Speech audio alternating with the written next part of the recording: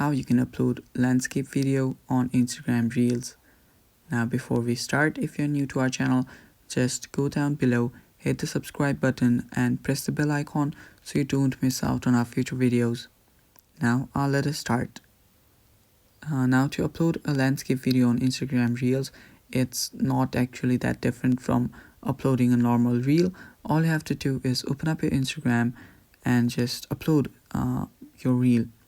Now I'm just gonna tap on upload a reel, and right there just tap on select the video that you want to upload, and make sure that you've made it scaled it together.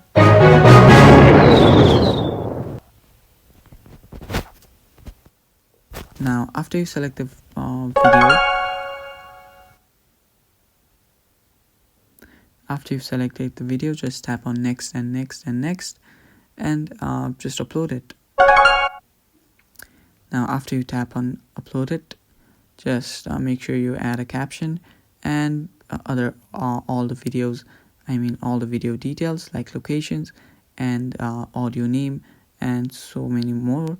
And after you do that, just tap on share and you will have your landscape video on Instagram Reel uploaded. So that is pretty much all for the video, guys. Thank you for watching. Stay tuned for more videos, and bye bye, take care.